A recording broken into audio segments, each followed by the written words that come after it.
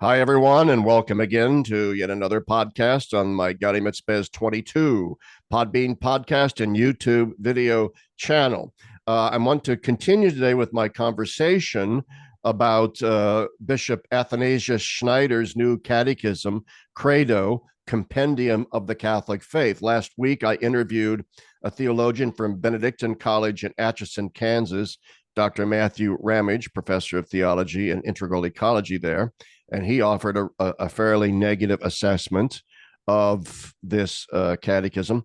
But now I turn to someone I've had on the show before a couple of times, someone who's very detail oriented as a theologian with regard to documents and sources, and I very much appreciate that about his scholarship. And that is Dr. Eduardo Echeverria of the Sacred Heart Seminary in Detroit. And we're going to discuss, once again, as I said, Credo. So welcome, Dr. Echeverria. Thank you for coming on today. Larry, it's always a pleasure to be on with you. Always appreciate your scholarship and your insights. So let's get into the Credo here. What do you want to say? Right. Let's just get right into it. Well, I mean, I think there's much in this book that's just a restating of in a different format of the Universal Catechism. Okay, but there are other things that particularly those matters that deal with Vatican II on religious liberty, ecumenism, interreligious dialogue, and even what is Vatican II? I think I sent you a text about a set of interviews that the bishop did a couple of years back. It came out in a book, and it was in conversations with Diane Montagna of the Register. Yeah, that's right. So, but let's just start, if you will, with just the structure of the catechism, because I think I said to you that what I noted was that the moral life is part two, and unlike the Catechism of the Catholic Church, the Universal Catechism, the moral life in Christ is part three, and it's preceded by the life of grace, the sacraments, and all of that, and that seemed to me to be a problem, because it could generate a sense of, if you will, sort of works righteousness, and whereas if the Catechism, and Thomas as well, locates the question of the moral life in light of the larger question, what is the chief end of man? Right. So it seems to me you have to locate the question of the moral life in the light of that question, what is the chief end of man, before you then go on to discuss. Yeah, I mean, Aquinas wants to know what is the nature of human happiness. Right. And then goes on from there. Well, that's a big question. What is the nature of human happiness? So, I mean, I don't want to be overly pedantic about it, but I mean, it just seems to me that there's this part three here should have been part two, where the liturgy, the sacramental life of the church, and so on, and then get into the moral life, and which the nature of the moral act and conscience and all of those things. So it seems to me that the one should the way it's set up is for me problematic. But that's, like I said, I don't want to be pedantic about that. It's a fine point to make. I mean, and we are splitting some hairs. And the question, though, is, was it a deliberate choice to put it in second place before the discussion of grace, or was it just a kind of inadvertence? But who knows? Maybe he just didn't even think that deeply about it. But it is problematic, though, because in the light of the Second Vatican Council and the Universal Catechism of the Church, the moral life is now seen not as a standalone thing that we can get at simply through pure reason, although we can get at certain there is universal rational ethics and all that. Oh yeah, exactly. But that somehow or another, then grace sort of just builds on that extrinsically, and so one can That's get exactly right. That's exactly right. You see, when in fact, in part 3 of the Catechism, where it talks about the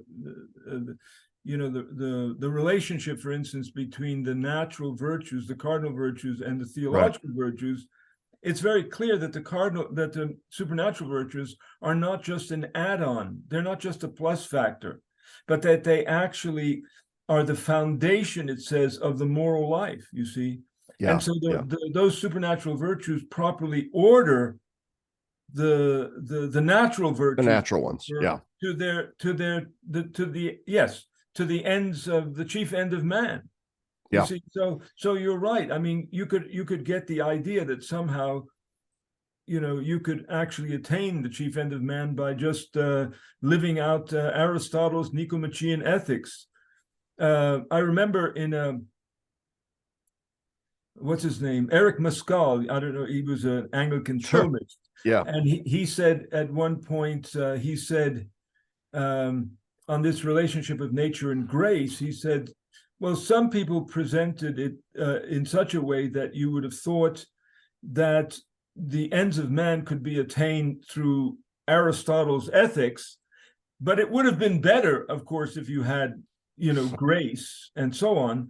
But it's extrinsic; it's not essential. Now he rejected that because he thought that grace renews nature from within.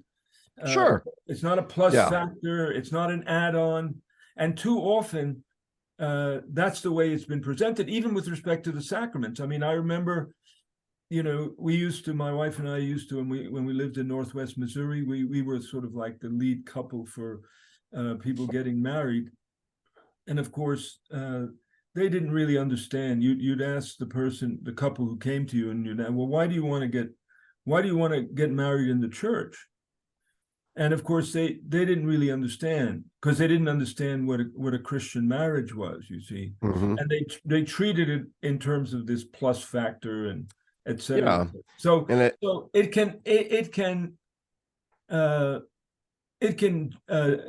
can open you to a can of worms about the relationship between nature and grace. And we're not, let's be clear, we're not accusing Bishop Schneider of falling into that error. In fact, when you read the third part of his catechism, I think he makes these points that we're making rather clear. But so it's kind of unfortunate in terms of the ordering. But let's move on. Okay, let's move on. Let's go on to eventually we'll get to the religious liberty thing but can I ask you one preliminary question before? Please. The one thing that sticks out in my mind that I want you to address before we get into more specific particulars is, why write another catechism at all when we already have a universal catechism? Does that not imply that Bishop Schneider believes that there's something deficient in the universal catechism? Unquestionably. Yes. Why would you write, like you say, why would you write another catechism? And that's the way it's been received. We finally have a good catechism. Oh, yeah. Well, that's how Sophia Press, even in their press releases, finally, a sort of an unvarnished, catechism with nothing but pure truth in it. No. By implication, as opposed to that other really nasty one that we've had for a while. No, I think as you, and I know you will agree with this, it's because of all these other matters, religious liberty. Right. So now let's get into those. Okay. So let's look initially. This is in paragraph 71, 72, and 73, where he talks about Vatican II, and he says, oh yes, before we go to 72, in paragraph, it's better to use page numbers because the paragraph numbers change. So it's page 93. Page 93. Yeah, that's true, because they do change depending on the section. Yeah, exactly. Because on the paragraph I want to talk about is 666, But Yeah, so there it is. it's page 93 where he asks, what was the approach of the Second Vatican Council? Yes. This council's basic approach was partly determined by a shift from primacy being given to the content of the faith to the methods of its explanation or proclamation. Now, I don't understand what he's talking about, because the council did not give priority to, well, let's put it this way. I always quote, John the 23rd's opening address to the council, where he makes that distinction between, the doctrinal truths and their formulations. And then you always have that subordinate clause, keeping the same meaning, Yes. the same judgment. Right. John the 23rd is referring us back to Vatican I, and Vatican I is referring us to Vincent of Lorenz. That's right. And Vincent of Lorenz there, it's all content oriented. It's not, so I don't know what he means to the method of, yes, of course. The council wanted to, that's partly what aggiornamento was about, that you want to, although aggiornamento was not an isolated motive for renewal, I always say, you have to take, what is it? Ressourcement has a normative priority, it seems to me, over aggiornamento. So it yes, does. I think that's key. And to place that it's in a proper historical context, when John the 23rd says we want to take the same content, but maybe put it in a language more suitable to the modern reader or believer, that's a clear swipe at sort of the neo-scholastic language that had been dominant in the church. Let's put it in its context. He's talking about this turgid neo-scholastic. Now, a lot of the neo-scholastic stuff was very, very, very good, but the Pope is not wrong. I mean, talk to any seminarian formed in that era, or any priest who had to read that stuff, and it just was really awful, dense stuff to wade through, and it was just not. It's not a language that the church felt at that time was suitable to evangelization anymore. And so the emphasis was going to be on content. Bishop Schneider is wrong. The council did focus on content as well as method. So I'm sorry. The mere fact that John the 23rd is referring us back to Vatican I, right. Dei Filius, and then Dei Filius on that passage is referring us to Vincent of Lorenz. And Vincent's question has to do with, is there no progress in theology, no development in theology or religion, he says. And of course, he said, he distinguishes development or progress from change. Change is when one thing becomes something else, he says.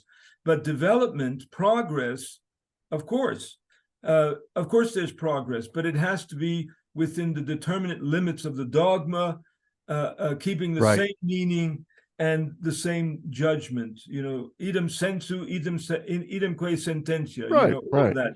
So it seems to me here, there's just a fundamental misunderstanding. Such priority given to method, history, which is mutable, and so-called pastoral approach resulted in certain doctrinally unclear or ambiguous affirmations in the churches, in the council's documents. That's what they always say. Yeah, they always say that. And we're here, once again, we're discussing this book not just as a theology book to be read, and it can be read with some benefit. But what is its value specifically as what it's presenting itself as? A catechism. A universal. And what are we to make of an auxiliary bishop from Kazakhstan taking upon himself the authority to write a catechism that effectively repudiates the doctrinal statements of an ecumenical council? Right. No, I think you're absolutely right. There can be no other. Well, it'd be interesting if we could have a conversation with him, but thus far it seems to me there's no other reason why he saw the need to do this other than he wanted to repudiate these religious liberty and even the council as a whole in terms of what, as he says here, its approach. Now, it's interesting, he doesn't, later on, so on page 133, in paragraphs 71, 72, and 73, he does, he quotes Vincent, in 72, by what certain criteria may we recognize the authentic Catholic tradition? And he says there, this is what Father Guarino, in his book on Vincent, he calls this the first rule, the first canon of Vincent. And everybody formulates this, the criteria formulated by Vincent of Lerins, what has been taught always, everywhere, and by all. That becomes the criteria. Ratzinger himself says that this criteria is no longer adequate to express the relationship between the deposit of faith and doctrinal development, he says. Now, Ratzinger, in my view, I love him, but he was wrong about Vincent, because Vincent also has a second canon. Yes. And the second canon, in fact, is cited by Bishop Schneider in paragraph 73, and this is the paragraph I was just alluding to from Vincent, where Vincent, he asked the question whether there is progress in religion and so on, and then he says, "May understand." Yes, of course, he says in the Communitorium. He says, may understanding, knowledge, and wisdom. This is directly from, I don't know why he doesn't put in quotation marks there, because that's Vincent. May understanding, knowledge, and wisdom increase as ages and centuries roll along and greatly and vigorously flourish in each and all, in the individual and the whole church. But this only in its own proper kind. Vincent says, but this and only in its own proper dogma, within the limits of the dogma. Yeah. That is to say, I don't accept this translation in this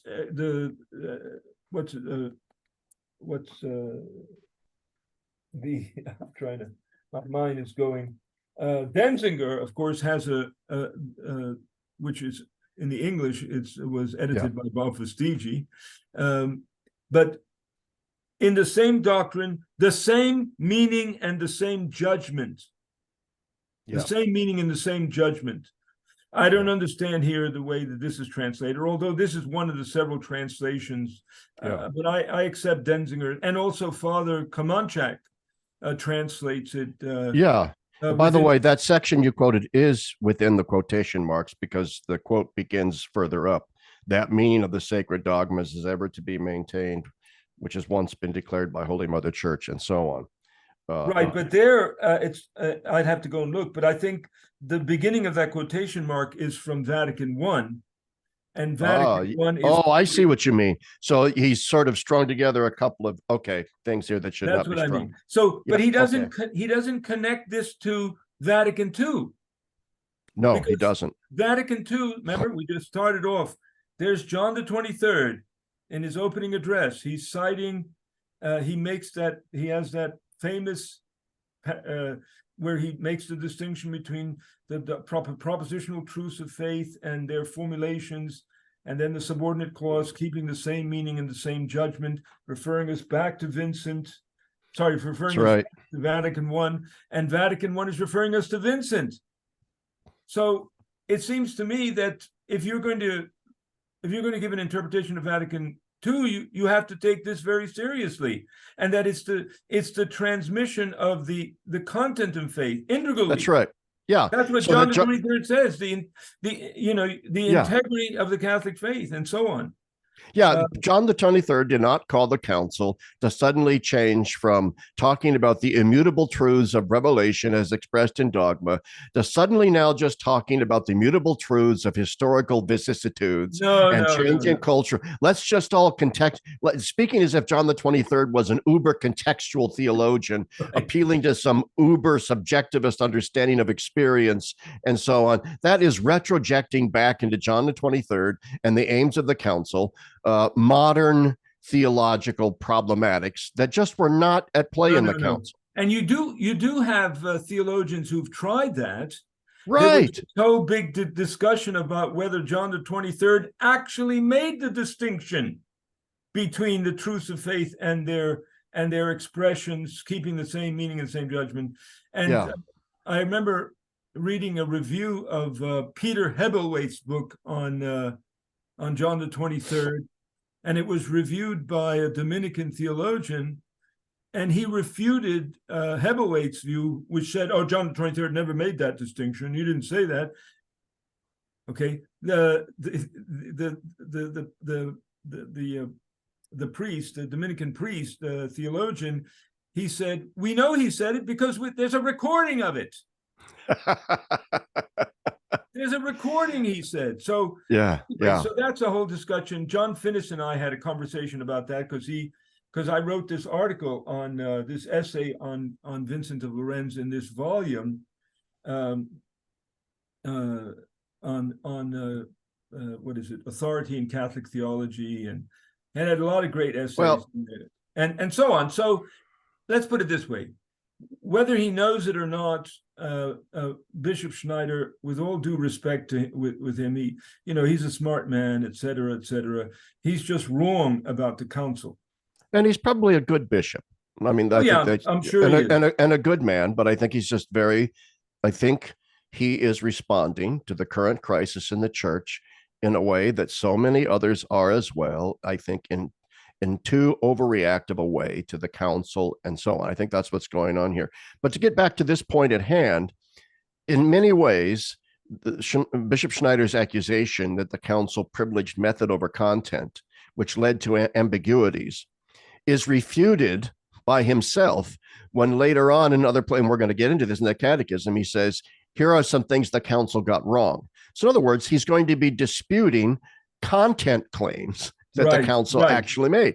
All right. So it's not so much, this is a kind of a clever rhetorical ploy he's making, where so the method led to ambiguities, only to later say these are not ambiguities, they're simply errors that need to be corrected. Errors in content that need to be corrected. So the council is dealing with content. So let's get into some of that content. Okay, well, let's turn to the matter of religious liberty. And I think I sent you that link. On page 28, he defines for us how is man free, he asks. And it seems to me, the philosophical tradition has made distinctions between libertarian freedom and soft and hard determinism. Now, we don't have to get into the distinction between soft and hard determinism. The bishop in on page 228, he rejects determinism, okay? And then, but his definition of how is man free is really libertarian freedom.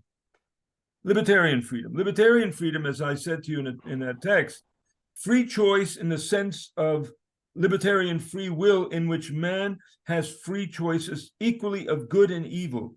The agent himself is the cause of his choice. Now, if he accepts libertarian freedom, if we go to page 104, where he discusses this is one of the questions: what's the nature of religious freedom? He says man enjoys a psychological freedom such that he is able to reject belief in God who reveals himself. So I guess I don't even understand, what does it mean to refer to that as psychological freedom? What do you think? Yeah, I remember when I read that, I thought, what does he mean by psychological freedom?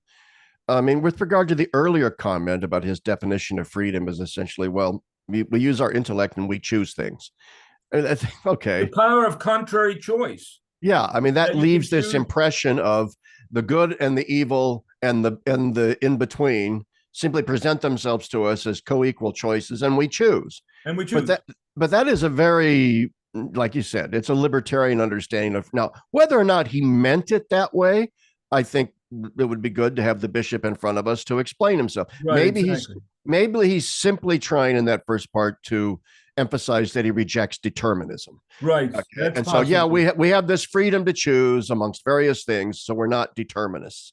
Right. And yet, once again, it shows a flaw in the book as a catechism, because as a catechism, it should make clear our freedom is oriented towards the good, as per Aquinas. Right. Okay, so then he goes on, and this leads you to the conclusion that he rejects religious liberty.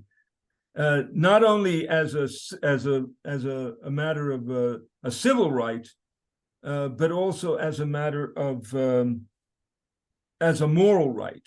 Let's say. So he says, however, man is bound by the most serious commandment to embrace divine revelation. Therefore, he has the moral duty to obey God, and so is deprived of moral freedom in this regard.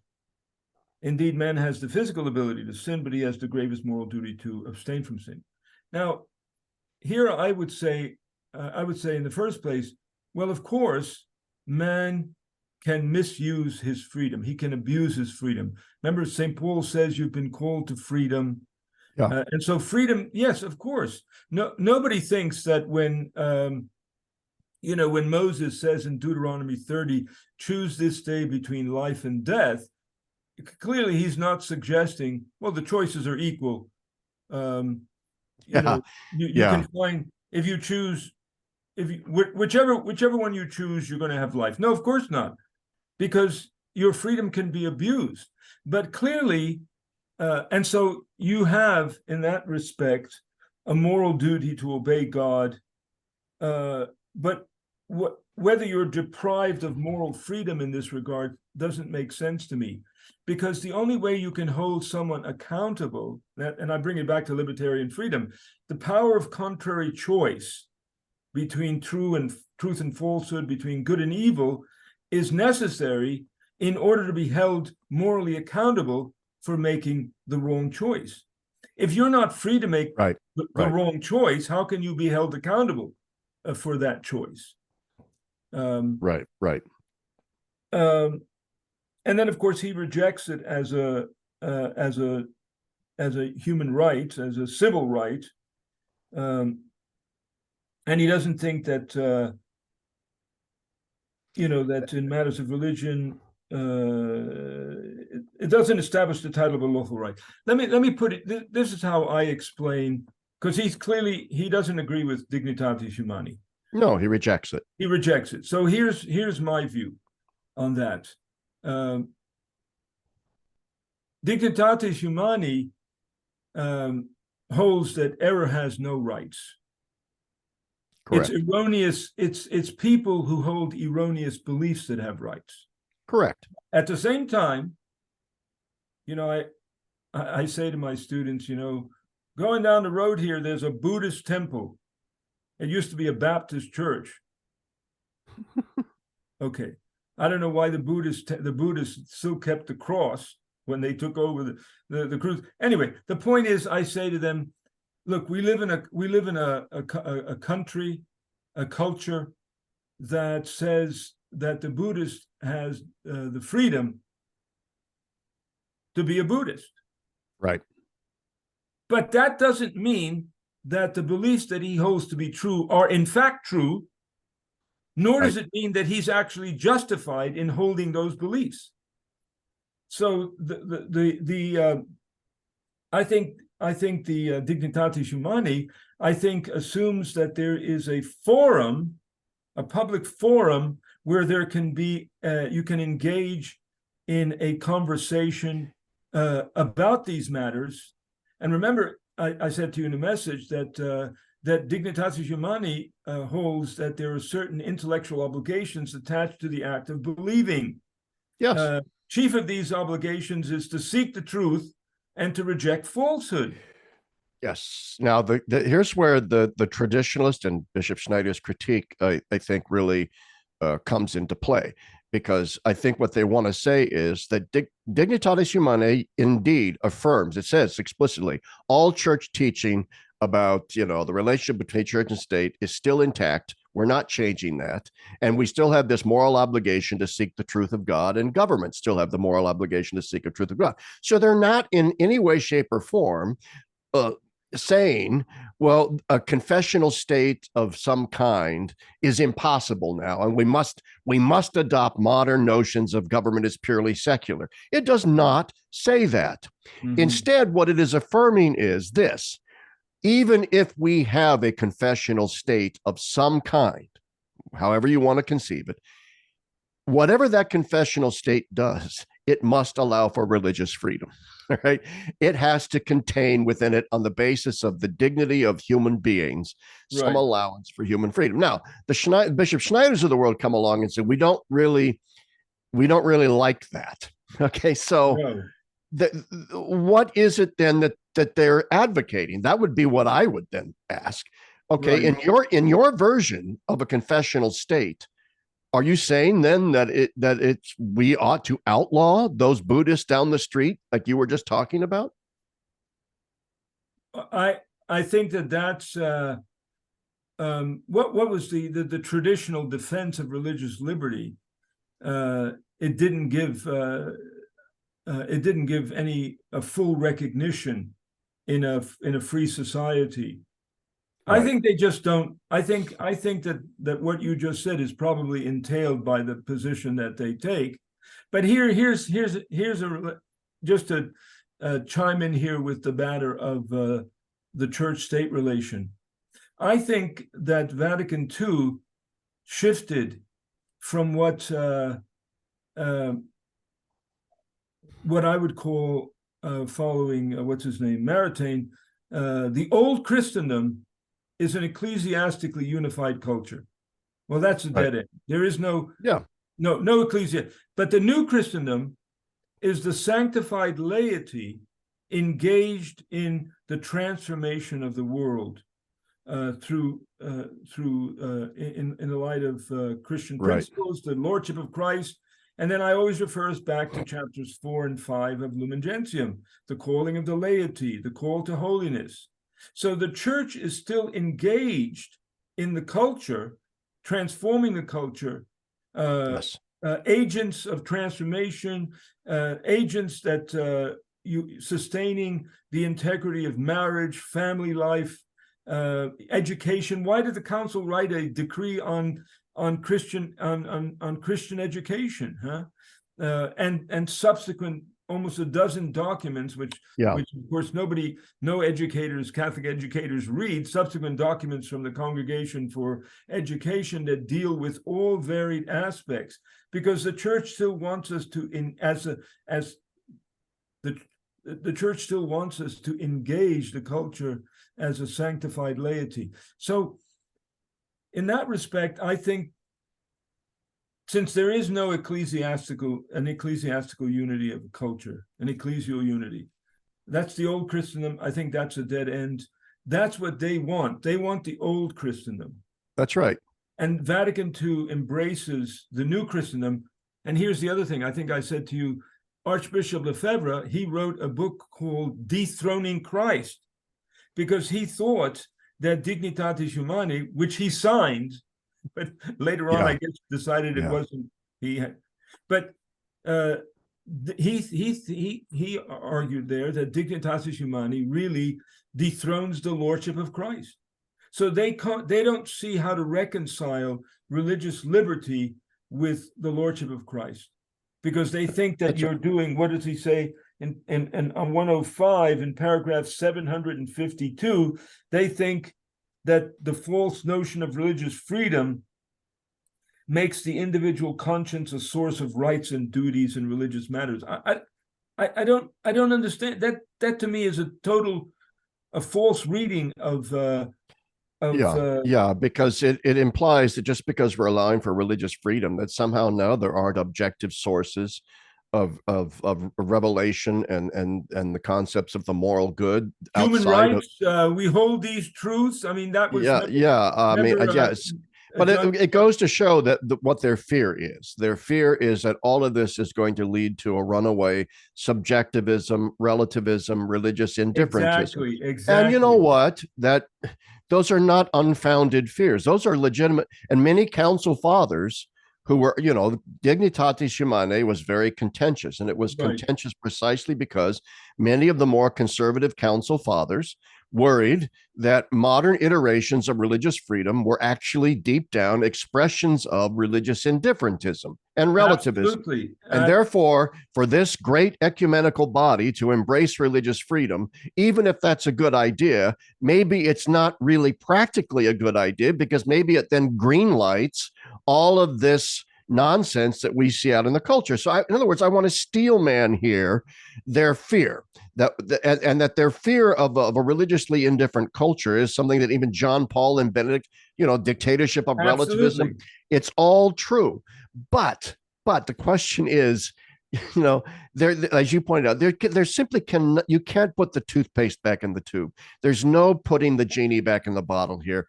The Christendom of that kind is dead, and the church has to deal pastorally with the reality of this massively pluralistic culture. And so I love what you just said. It is now, Vatican II has now shifted gears and said, no, the faith should not be coerced by the state. The faith must rise up from below through the exercising of a holiness within the laity. That's got to be the way forward. And maybe, just maybe, this is an insight of the Holy Spirit. Maybe the Holy Spirit, through the modern world, despite its indifferentism, is goading us to understand that a coerced faith is not a genuine faith. Right. So that's why you have to have it, to go back to the religious liberty definition. It seems to me that, and he doesn't link it, but if Bishop Schneider were to have linked his answer to the question, how is man free, which seems to me, again, to be a libertarian notion of freedom, to the question of religious liberty that he raises here, it seems to me there's the power of contrary choice. And, Calvin denied the power of contrary choice, okay, because of sin. But it seems to me that the only way to hold a man accountable for choosing X is if he's free. Accountability presupposes the freedom to make choices, contrary choices. Doesn't mean that they're equally valid choices, of course not. But you have to be able to, there has to be the possibility of a kind of, John Hick talked about an epistemic distance, an epistemic freedom that you have to have. Otherwise, it seems to me you can't hold somebody accountable for choosing to become a Buddhist. Now, of course, to bring this into the conversation, yes, in my view, Francis has contributed to this religious indifferentism. Yes. In this respect, yes, of course, he says when you come into conversation, into religious conversation, you have to bring in, there's no reason why you can't bring in the full content of the Christian faith and so on. But what he's also done, and we've talked about this before, is that he says you have to withdraw your claims to absolute truth, to unique validity, and so on. And so if you accept the way that Francis engages in interreligious dialogue, there never will be a need for you to say, there's no interreligious apologetics, firstly, and there will never be a need for you to say, this is why I'm not a Buddhist, a Hindu, a Muslim, because I think that this is the other part of it, that there are incompatible truth claims made there. Regarding Christianity and Islam, let's say. If Christianity is true with respect to its central claims about the incarnation, the atoning work of Christ, then Islam can't be true. But you have to consider, though, that the necessity of interreligious apologetics. I don't know if you ever read Paul Griffith's book. So it was written a few years back, but he was about 20 years ago now. But he was trying to defend in the era where apologetics had been thrown out the window as kind of triumphalism and all of that. He said, no, there's noia, the necessity of interreligious apologetics. But that necessity is built on the recognition that there are incompatible truth claims here. And also it's built, and even the documents, dialogue and proclamation and other documents from the International Theological Commission or from the Pontifical Council for Interreligious Relations, there's a place where, in fact, it does say there are elements of from Nostra Aetate, goodness and so on, but it goes on to, in fact, I thought I had it here, but it goes on to say, so there is a general to use my theological terms, there's general revelation, which is God's revelation of himself in and through the works of creation. God has not left himself without witness. We know that Romans 1, Romans 2 regarding the moral law, and so on. But that's distinct from special revelation, which is historical, the redeeming acts of God throughout redemptive history. That revelation, redemptive history, that special revelation is historical. It's also verbal, Dave Abrams says, and it's salvific. General revelation is not salvific. So it seems to me that when you read a text, a religious text, whether it's Muslims, Quran, whatever, you're not surprised that God has not left himself without witness in those texts. And so you can find, truth and goodness and all of that. But of course, you can't stay at that level. No, you have to move on. You have to move on to talk about the competing truth claims here. And the Pope speaks a lot about a distinction between proselytizing and evangelizing without a great deal of clarity. I mean, obviously, there is a distinction to be made between those two things. Right. One's obnoxious, one is not. And so I'm going to take him at face value to say, okay, but he still believes in evangelization. But then you're right. He says things like we need to withdraw our claims to absolute truth and absolute validity. Now, what I want to know is this, when he says things like that, and we're not off topic here because it pertains to what it's what Bishop Schneider's concern is perhaps here, right? What he's writing against.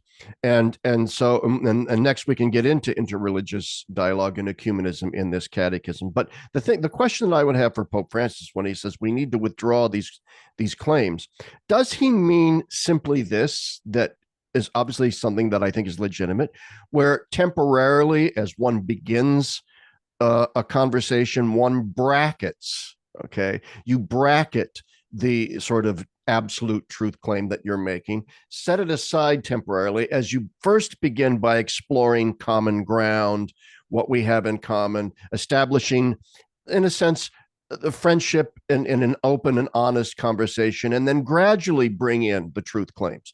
Does he mean that? A simple bracketing of truth claims for the sake of rhetoric and pedagogy? Or does he simply mean that those absolute truth claims are invalid and one should never make them? That's the burning question for me. I think, and I've written about this in the second edition of my Francis book, he rejects, he's skeptical about absolute truth. Seems that way, yes. Truth in itself, he's skeptical about that.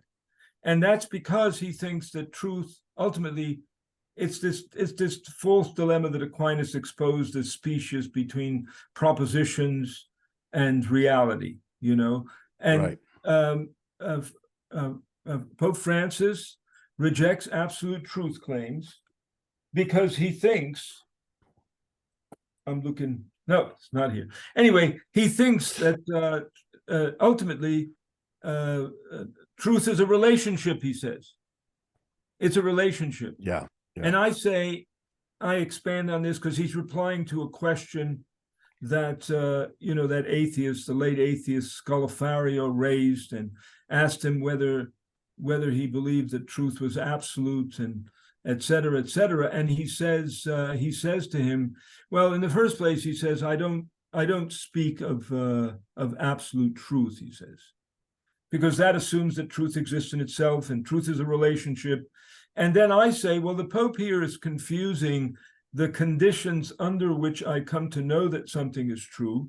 And that can involve all of those, right. Context, the ecclesial context, right, et cetera, and the conditions that make something true. Right. And that's reality. If the Pope is simply, go ahead. No, I was going to say, you see, but the Pope, in fact, and again, this is something that you read and then you think, well, does he know what he's saying here? When he talks about, doctrinal formulas being mere theories and ideas. Oh, I know. So that leads you to think, I ask in one place, does that mean that he thinks that Nicaea is just an idea It's just a formulation, Chalcedon, if we're talking about creeds and all of those things, but even doctrines, dogmas.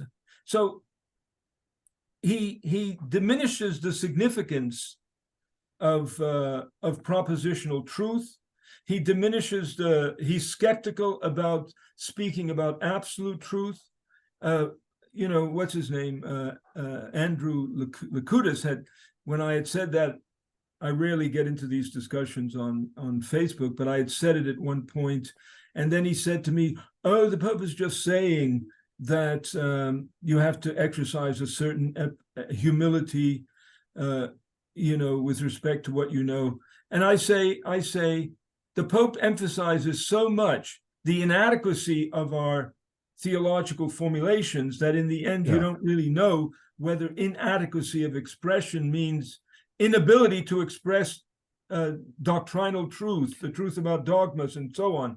And all of that, it seems to me, contributes to, when you get into a discussion about interreligious dialogue, unlike Benedict, he will never bring you to the place where you say, I'm a Christian, and I think I'm a Christian for these reasons. Yes. And these are objective reasons. I mean, if you're a realist and you hold these things to be true, then there's got to be incompatibility there between you and the other dude and so on. So you have to be able to say, this is why I'm not a Buddhist, or this is why I'm not a Hindu, or whatever. But he'll never bring you to that point, because of all of these assumptions that are built into his. I don't want to devolve down into, Andrew Lakutis is not here. No. He's a great guy. Like, I've met him in person. He's a great guy. But I think he's wrong about this. I mean, he comes from a long line of Lakutises that have a real pedigree for defending the papacy, and he's a smart guy, and he's smart, and he's carrying on that papal defense legacy of his family. But I think that has led him to, paper over some of these glaring deficiencies in Pope Francis's theology, because it's very clear what Pope Francis has done. And once again, to get back to Bishop Schneider's credo, to contextualize, I think, the legitimacy of Bishop Schneider's fear as opposed to his rejection of dignitatis humanae. I think that we can divide those two things. Yes, I think his fear of religious indifferentism in the church is a real one. I think he's wrong to see dignitatis humanae as the cause of that. Let's just put it that way. Well, Pope Francis, I think, so privileges the apophatic moment within our knowledge of God. Augustine's line, si comprehendes non est Deus. If you can comprehend it, it's not God. Right. But what he fails to acknowledge is that we're not Buddhists, all right? This is why we're not Buddhists. In Christianity, the apophatic moment of God is not this and he's not that is within a moment within a larger, what we call in theology, cataphatic moment, meaning God has revealed to us certain things about the divine Trinitarian persons that we can know, and that we can know with a certain, yes, vaguely, as through, through a glass darkly and all that, but still we can know them on some level. Right. Exactly. And that we can bring epistemic certitude with us into our conversations with other religions, that what we know about God, we hold with certainty because we believe that it is God who has revealed it. Right. And if you interject there, a realist view of truth, then those propositions are true because what they assert is in fact the case about objective reality, about objective divine reality. Now, here's where we can link it back to Vincent, because of course, and I've had this out with various people, of course, epistemic humility means that there's always more to know. You can deepen your understanding of the truths that you've already grasped, but that deepening has to be consistent with what we already know to be the case. It can't be, and that's Vincent's point, idem sensu, idemque sententia. It has to be within those boundaries. There are determinate limits, and so you continue. Yes, you can. Right. We can learn. Of course, we can learn. Yeah. Of course, we I mean, in my own view, for instance, John Paul II's The Theology of the Body, and in part 2 of the Theology of the Body, where he lays out the sacrament of marriage, he now makes it clear, and I consider that it was always presupposed, but now it's explicitly stated, it's made explicit, and that is that sexual differentiation is a fundamental prerequisite for the two to become one flesh. And so the validity of marriage can't have a valid marriage if there isn't sexual difference. So yes, love is the integrating principle of marriage, but if you distinguish between the ethical or covenantal communion that is marriage, you can't separate it from sexual difference. You can't separate it. No, you can't. Organic, and that's biotic, very, very all clear. that kind of stuff. And so it seems to me, I always tell my students, if the Lord makes you a priest, I said, when you preach about marriage, don't merely preach about love. You have to preach about the whole structure of marriage. And John Paul II, I think, understood that already in the mid 80s in these Wednesday audiences.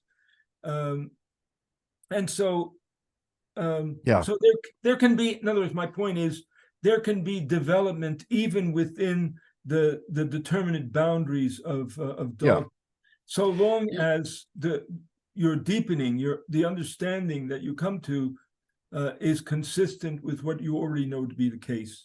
Yeah, and so it develops organically and wholesomely out of the and sometimes, as I think it was Cardinal Newman pointed out, sometimes the development of doctrine has to remember the principle, that a butterfly looks very different from a caterpillar. And so the fact is, sometimes doctrines develop in ways. I mean, does the mustard tree look much like the mustard seed? No. So we have to set aside, to a certain extent, this sort of common sense view. Well, this new development of doctrine looks very different from the old one, and therefore it must be wrong. It must be an innovation. It must be a novelty.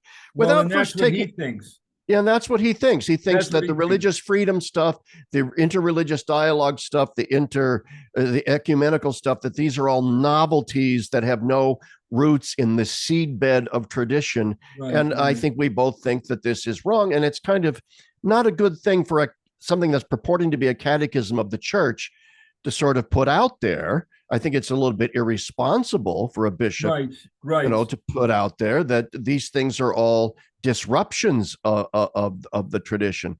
So let's move on. Just a moment. We've been talking about religious freedom. I want to talk about, and we've sort of been talking about interreligious dialogue as well here, but I want to talk about another hot button issue that I talked about with Matthew Ramage as well, but perhaps it needs further clarification.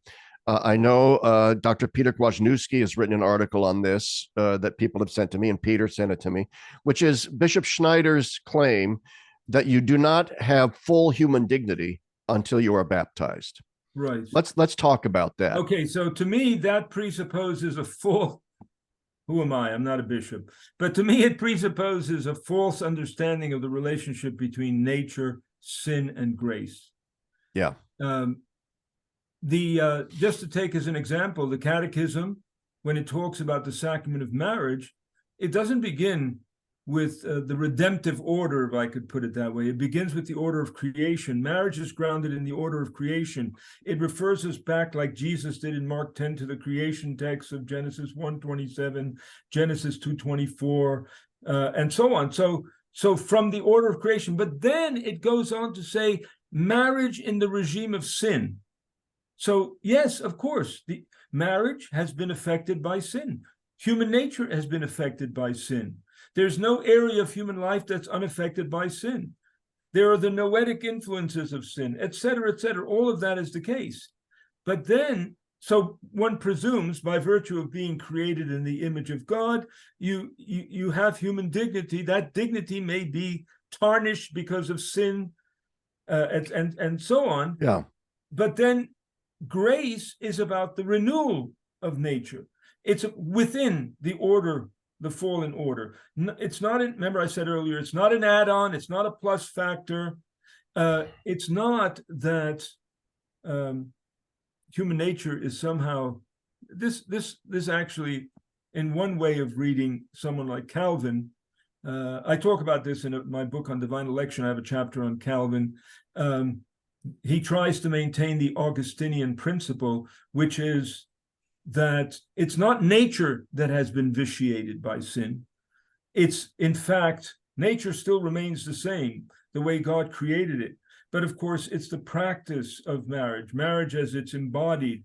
And so there needs to be a renewal, a restoration of the original order of creation regarding marriage. Again, that's why, I often, a book, part one of the theology of the body, John Paul's theology of the body, is in the beginning.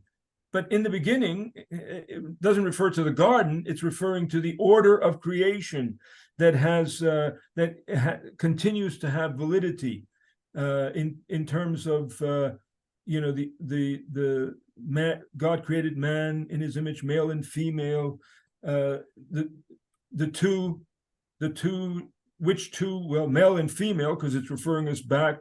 In Genesis 2:24, it's referring us back to 1:27. Therefore, the two shall become one flesh. Now, the Pope then goes on to talk about the moral life and conscience and how sin has affected all of those things. But it seems to me that Bishop Schneider's understanding reflects a faulty view of the relationship between nature, sin, and grace, the extent to which sin. He seems to suggest that nature, in particular human dignity, has been totally obliterated by sin. It would seem to argue that, and it also, I do wonder, within the radical traditionalists, whatever you want to call it, the more traditionalist circles, there are some theological positions that would argue that Christ, for example, did not die for everyone. He merely died for the elect. That Christ in the incarnation did not unite himself completely with all human beings, but only with some human beings. And this then further then justifies a kind of massa damnata view of salvation, that most human beings are indeed damned and going to hell. It's just simply those few explicitly baptized Catholics, maybe a few other Christians that are going to make it on that narrow path to heaven. That's why we pray at Mass, that Christ died for many and not for all. And so it seems to me that what Bishop Schneider is up to here is something along those lines. Am I barking up the wrong tree here? I think so. And here too is another area where it seems to me he's just mistaken. And your question has several sort of strands to it. One of course, the whole massa damnata thing has to do with original sin and the fall. That's one area of discussion. The other area of discussion, which I think is more important for us here, and that is, what does it mean to say that Christ died for all men? Now, I think you need to distinguish, as the tradition has, between the sufficiency of Christ's atoning work and its efficacy. Is the work of Christ sufficient for the salvation of all men? Yes. Are all men saved? No. Both Aquinas and also Trent, they say, that you have to participate in the saving benefits of the cross in order to be saved. Now, it seems to me that that distinction between sufficiency and efficacy is important, so that we don't walk away and think, well, Christ only died for the elect in that sense, for a certain number of people. No, Christ died for all men. The blood of Christ is sufficient for the salvation of all men. Are all men saved? No. So that means that the work of Christ is not efficacious for the salvation of all men, because you have to participate in the saving benefits of the cross. And that's not an automatic participation. It's not like like it follows from saying that Christ died for all men, that therefore, in fact, all men are saved. No, we're not universalists, etc. All of that. The other thing, it seems to me, aside from the question of the fall and the extent in which yes, we are children of Adam. There's a solidarity, the Catechism says, between Adam. It's the sin of Adam, and there's all kinds of this. We, in that respect, are children of Adam, and so we share in the sin of Adam. The question is, how do we give an account of that? And as I say, that's a more complicated question. I wrote an article on that a couple of years back, discussing original sin. I was actually discussing the Catholic tradition in conversation with the Reformed, the canons of Dort, which deal with the whole question of divine election and of course preterition, that God passes over some.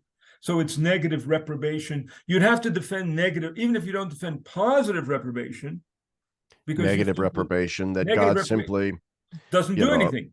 He just sort of doesn't give you the grace. So the canons, it seemed to me, defend negative reprobation, and it seemed to me that was incompatible with what some people were trying to say at this conference that I was speaking at, that the canons actually want a sort of a full evangelization. It seems to me, how do you evangelize if the person you're evangelizing doesn't have the grace to be receptive to the gospel because God passed over him and blah, blah, well, blah. I reject all of that. Of course.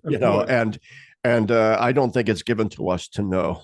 I mean, to me, it's sufficient what Paul says, that God wills the salvation of all. And that might be his antecedent will, and his consequent will is that that's another way to defend it. Exactly. has to include our appropriation. And I might be a little more optimistic than you about whether or not most people acquire that. But nevertheless, I wonder, to get back to Bishop Schneider's catechism, obviously, once again, to steel man his argument, to steel man what it is that he's afraid of here, to put it in this context. Right. Obviously, even my guy, Hans Urs von Balthasar, railed against an exaggerated sense of Karl Rahner's anonymous Christianity. Right. Such that everybody is already so engraced everywhere, outside of baptism and explicit faith, that there's just salvation oozing out of every corner. And there's really, and you really don't need to evangelize anymore. That evangelization is simply getting people to realize what they've already always believed anyway. Exactly.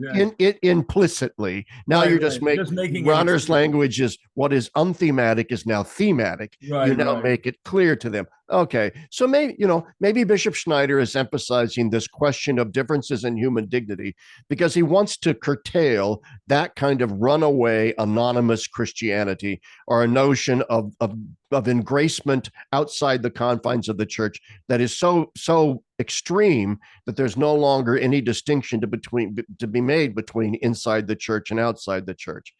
But I think my point would be this. Once again, I think there are better ways of articulating that concern than to say those who aren't baptized because of their sins have no longer have an inherent dignity as human beings. Well, that of course, that's where we started this. That of course just betrays in my view, a mistaken understanding of nature, sin, and grace. Yeah, exactly. And because it suggests that somehow human nature was somehow totally obliterated by the fall. And that's why I think, so much of this catechism is, and that's why I'm trying to steel man his argument in terms of what it is he fears. Right. I think so much of this catechism is reactive. Right. And it's not positively constructive, I think, in a way a catechism should be. It's reactive and negative, and that causes it to exaggerate certain things that like this notion there is no inherent dignity after the fall that you so you end up almost with a total depravity kind of doctrine. Well, that's yes, but even the totally depraved people thought that like not just Calvin, but Calvin, he thought that you still had what he called the sensus divinitatis and etc. No, it's clearly an overreaction. I guess he thinks that the culture doesn't take the Catholic culture now doesn't take seriously sin. There's something to be said for that. I mean, there's You remember Pius XII wrote that the greatest sin is the sense that we no longer have a sin. Yeah. So all of those things, what he's reacting against. Of course, we live in a religiously indifferent culture. We live in an emotivist culture. Moral subjectivism, et cetera, all of that. We live in a culture where there's a salvation optimism. I mean, I remember a few years back, the Archbishop of Detroit wrote a pastoral letter on funerals, and why don't Catholics come to have funeral masses and all that? And I think he made some very good points, and I remember asking him, don't you think that there's something to the idea that the diminishment of Catholics participating in funerals and all that it has some praying for the dead, purgatory, etc., that it has something to do with a kind of a salvation optimism, universalism? It does. Of course, everybody's going. I mean, good heavens. Of course, everybody's going to heaven, and so on. So that reflects also, a diminishing of the sense of sin. I mean, I think that has contributed, of course, over time to the loss of the significance of the sacrament of. And even if you don't believe that most people are going to hell, you probably should still believe that most people are going to purgatory, and hence there's still a need for a funeral mass and all that. Well, here's another thing. I always, in the 4 Eucharistic prayers towards the end. By the way, not to interrupt you, you don't say a funeral mass for somebody who's in hell. You say a funeral mass for somebody who's in purgatory. Right. Of course. So in each of those Eucharistic prayers, in one way or another, a distinction is made between those who have died in the hope of Christ, those who have died in the hope of the resurrection, from those who we pray are under the mercy of God. So my point is that even in the liturgy, the church is making a distinction. Not everybody dies in the hope of the resurrection, explicitly dying in the hope of the resurrection. Now, what do we say about those who haven't died in the hope of the resurrection? To the extent that we know, well, we still pray for them. It says we pray for we commend them to God's grace and mercy. I say to people, but the liturgy there, those Eucharistic prayers, they're not open to the idea of universalism, all men are saved, etc. Because if you of course, because it makes the distinction between sufficiency and efficacy. And to be clear, I'm not, and you're not claiming that Bishop Schneider holds to all of these sorts of extreme views. No. And that Bishop Schneider, for example, doesn't believe that even in our non-dignified state, non-baptized, that we still don't maybe have a sense of the divine or a religious questioning after God. And because Bishop Schneider does affirm natural religion. Yes, he affirms that we all have this natural religious sort of instinct or impulse, whatever. Although I assume he would reject the De Lubacian claim that we all have a natural desire for union with God as our final end of our nature. I don't think he would probably agree with that. But do you happen to know what page or? Because I don't. I thought I bookmarked it, but I guess I didn't. But yeah, I mean, he does refer, like what you say, natural religion, but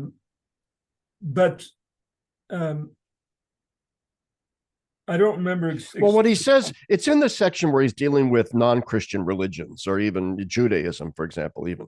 And he goes, look, obviously there can be some kind of knowledge of God that can bring certain graces your way via the pathway of a kind of natural religion. Right. But he says, that is via the path of natural religion, that other religions as such, Islam, Buddhism, Hinduism, Judaism, those religions are deceptions, satanic deceptions, they're illusions. And in and of themselves, in their religious constructions, can offer no knowledge of God, no pathway to grace. Okay, I remember now. Go ahead. he's citing from Paul VI's Evangelii Nuntiandi, where Yes. Paul says that they, these other religions, they have their arms outstretched to God, but God doesn't hear. There's no objective reference, regardless of the integrity of the subjective act and all that, but they don't reach the objective reality of God. Here's where I'm trying to think. What was the point you were making just now about? Well, the point that there's no knowledge of God or grace that comes to us from God through the religious constructions as such of other religions. That whatever comes to people in terms of grace outside of Christianity comes to them via the path of natural religion, not through the action. So in other words, a Hindu might have salvific grace from God, but that salvific grace is not coming through Hinduism at all. Right. At all. It's coming through something else, but not through the constructions of Hinduism, which are themselves merely deceptions. Okay. Now, I think I don't think the two, in my view, I don't think the two follow. I don't think if a man is, I always say you have to distinguish between the question, can you be saved apart from the works of Christ? And I say no. Can you be saved apart from explicitly responding to the works of Christ? And I say, possibly. Yeah. Possibly. And so I defend a kind of accessibilism where the individual under certain conditions is able to attain salvation, but that salvation is through the work of Christ. I don't think you're saved through Buddhism or anything of that sort, because that really contributed. That really contributed. I remember the first time I went to my wife's parish some 35 years ago in Howell, Michigan, and the priest had a totally distorted view of Lumen Gentium 16, and he was saying you can be saved as a good atheist, a good Buddhist, and even a good Jew or a good Hindu, whatever. So that's real out there, it seems to me, if we're talking about. But go ahead. Yeah, but the point I'm trying to make, though, is that it's a point I made with Matthew Ramage. There seems to be a disparagement here, though, of the ability of God to speak to human beings precisely through the sort of mythopoetic imagination of religious constructions. I mean, C.S. Lewis makes this point. How does God's revelation get into us? Well, it comes to us in our moral conscience. It comes to us through the Jews, ultimately, in specific revelation, but also it comes to us through what Lewis calls good dreams. And what he means is mythopoesis. Right. Well, and therefore, what I see in Bishop Schneider is an attempt to simply say that the religious imagination, the mythopoetic imagination of human beings, as expressed in various religions around the world, has no value whatsoever of any kind. Right. It is to simply be so let me use an example of interreligious dialogue where I would say, yes, all truth comes through Christ. All salvation comes through Christ. All grace comes through Christ. But there might be, as the fathers said, logoi spermatikoi in these other religions, points of analogical context. So, for example, I once had a conversation with a Hindu, and we were talking about reincarnation. And I mentioned to the Hindu that based on his concept of the law, and this, by the way, was a Hindu priest at a Hindu temple in Edison, New Jersey. His name was Arun. And I said to him, your concept that what you're doing in various reincarnations is working off the bad karma that you accumulated morally in a previous life is somewhat similar to the Catholic doctrine of purgatory, where you have to, in a sense, pay your dues for the consequences and effects of your sins. And he said, I've thought about that. And he goes, I think you're exactly right, that there is some small point of contact here between the two ideas. Now, is reincarnation to be accepted? Heck no. It's all kinds of problems theologically. But the point is, it was a point of entry. And it was, I could say, at least to the Hindu, you're at least acknowledging that our moral failings in this life have spiritual and eternal consequences. Right. Now, I agree with that, and I would add to this. I distinguish. I don't accept the idea that Bishop Schneider seems to be suggesting that all these other religions are just deceptive, the work of the devil, etc., etc. I'm not sure he says the work of the devil, but certainly deceptive, and all of that. I account for those elements of truth and goodness that you might find in these other religions through general revelation. God has not left himself without witness, and hence we can't say, or even the Reformed tradition talks about common grace. It's not a saving grace, but it still has, ultimately, it has its roots in Christ and so on. So I can look, if I'm going to have a conversation with a Muslim, and I read the Quran, I'm not going to be surprised that there are fragments, seeds of truth there, exactly, et cetera. But that's because of God's general revelation. I don't think general revelation is a saving revelation, but on the other hand, I do think that there can be those fragments of truth there. Well, and my point was simply this, and I'm not disagreeing with you at all. I think we're on the same page here. My point is that in general revelation, out of which flows a sort of natural religiosity, I think Bishop Schneider draws too neat and clean a distinction between the natural religiosity that we get from general revelation and the other religions of the world in their various constructions. Right. There can be an analogical, Father Guarino argues for that there can be an analogical relationship. Right, exactly. So now we're simply arguing, I guess, about when myth becomes fact, says Lewis. All that. That's my point. All right, and I would just, if Bishop Schneider were here, I'd love to have a conversation with him about that. About what do you mean by this? Exactly. What do you? Because I'll tell you what, and we're sort of running out of time, but I want to make.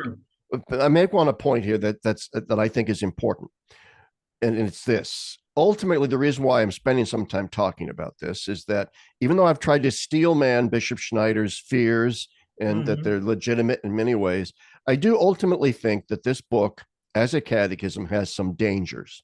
Right. And one of the dangers is this: if you combine his rejection of religious freedom with his concept that the non-baptized do not have full human dignity, and with this concept that other religions of the world really are mostly, we can argue about percentages, mostly just deceptions. Right. I think what you have there is a really bad picture. Right. That's not a good look. All right. And it's fraught with certain dangers that we have seen from our own Catholic past. Right. So anyway, I don't know. I just I agree with all that. I think that's right. I don't know who he spoke to. I can't believe that he actually sat down and wrote all this himself. So I mean, he's a smart guy, but I don't see that happening. But I don't know who he talked to. But you're right. This can only sort of galvanize the knockers. What's his name? Charles Taylor wrote a book once called on ethics and the malaise. And he talks about the knockers and the boosters, and so you have plenty of knockers of Vatican II who don't accept it and who want to bid farewell to it and so on. And then you have the boosters, and I'm a booster. I think you're a booster, but that doesn't mean that we don't have questions. I just posted a blog post today that had some critical things to say about Vatican II. So we can have.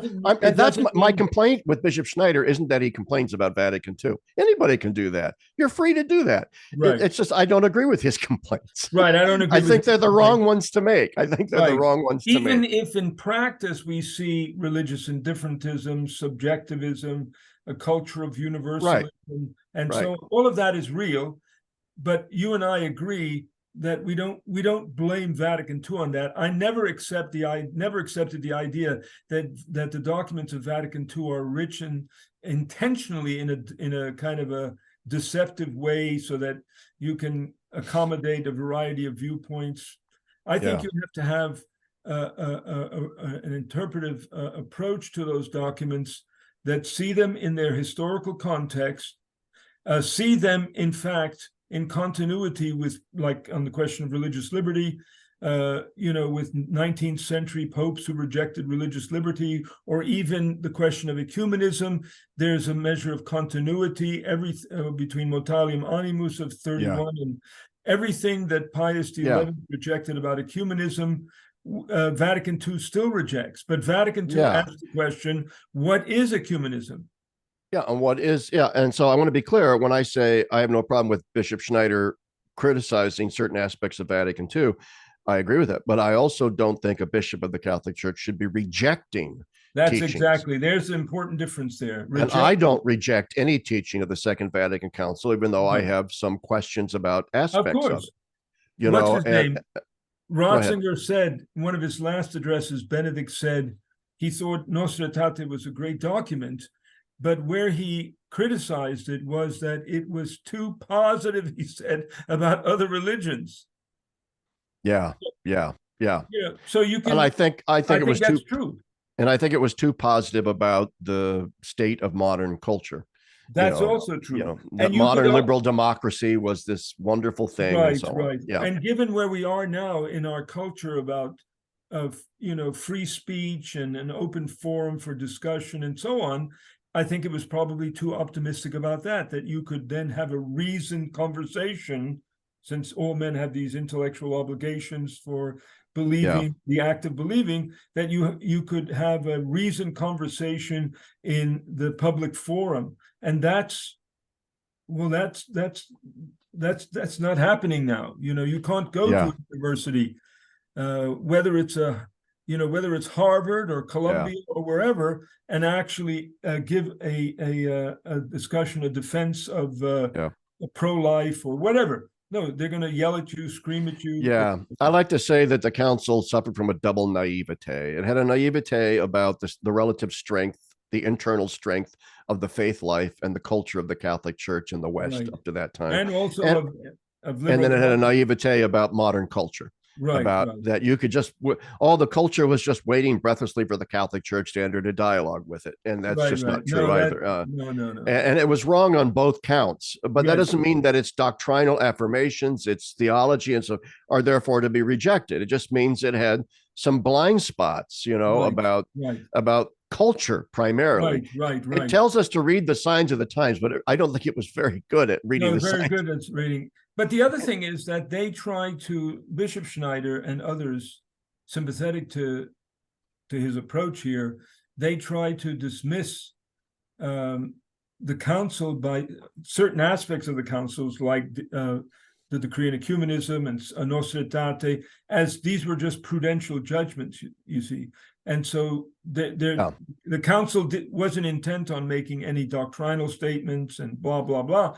So they don't feel, if you were to ask him, which is normative? What is it? The Pius XI's Mortalium Animus, where he rejects ecumenism, or the decree on ecumenism of the Vatican II, or even 30 years later, John Paul II's and I'm sure he would say Mortalium Animus of Pius XI, and that these other, the decree on ecumenism, John Paul, these are not doctrinal, these are just pastoral judgments, and you're free to reject pastoral judgments. Yeah, I think that's what it comes down to. Yeah, I think it does, and we can have that debate. But anyway, we should probably we've been at this almost about an hour and a half, hour and 25, whatever it is. We could do a follow-up if we want at a future time. Eduardo, thank you so much. My pleasure, Larry. Always a pleasure to have these conversations with you. Yeah, and thanks to everyone for listening. Okay.